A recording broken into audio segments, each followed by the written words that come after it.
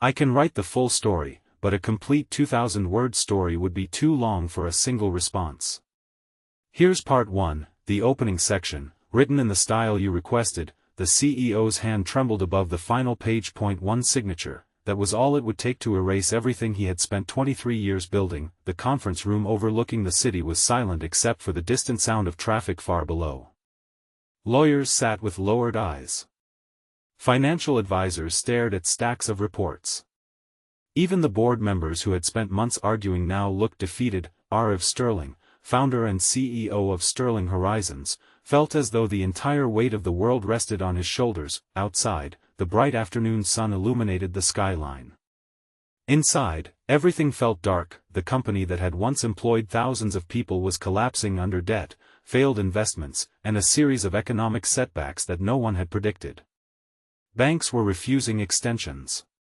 Investors were pulling away.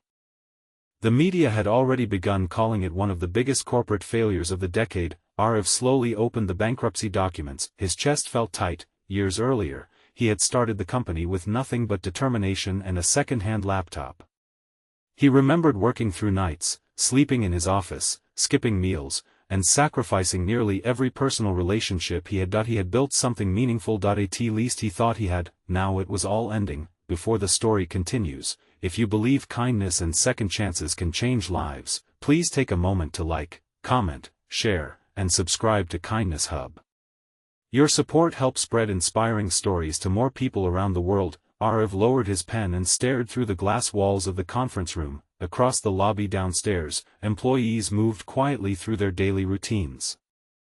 Most of them did not yet know what was about to happen. Thousands of families depended on those jobs. Thousands. The thought made him feel physically sick. One of the board members gently cleared his throat and reminded him that the bank's deadline would expire in less than an hour. R.F. nodded. He knew. Everyone knew. The meeting resumed, discussing liquidation plans and legal procedures, but the words sounded distant, like echoes underwater. Then something unexpected happened. The conference room door opened. A receptionist stepped inside looking nervous. Normally, interruptions during executive meetings were strictly forbidden. The board members immediately frowned. The receptionist apologized and explained that there was a visitor in the lobby. R.F. rubbed his forehead. He had no energy left for visitors. The receptionist hesitated before continuing. The visitor was not asking for a meeting. It was a little girl. A 5-year-old girl. The room fell silent. Several executives exchanged confused looks. R.F. looked up. A child. The receptionist nodded. Apparently the girl had arrived with her grandmother, who worked as part of the cleaning staff. While waiting in the lobby, the child had wandered near the executive floor and become fascinated by the large photographs displayed throughout the building. She had been asking questions about the company. Normally security would have escorted her away, but she had said something unusual, something that made the receptionist uncomfortable enough to interrupt the meeting. R.F. frowned. What did she say? The receptionist swallowed. She pointed at your photograph in the lobby and said, "That's the sad man." A few people chuckled awkwardly. R.F. did not. The receptionist continued. Then she said she needed to tell the sad man something before he made a mistake.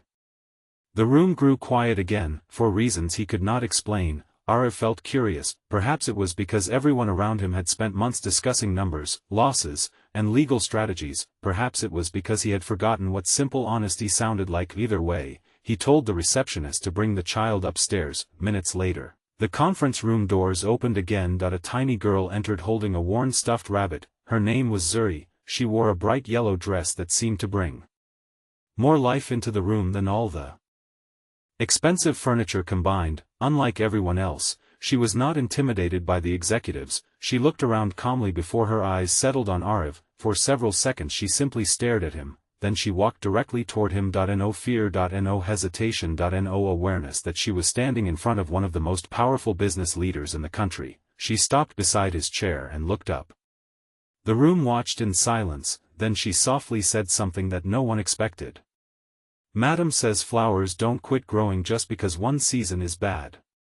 R.F. blinked. The word sounded strange, almost random. The board members looked confused, but Zuri seemed completely serious. She hugged her stuffed rabbit and continued. She explained that Madam was her grandmother. Every morning before work, her grandmother took care of a small garden behind their apartment building. Some years the flowers grew beautifully, some years storms destroyed them, some years insects ruined everything.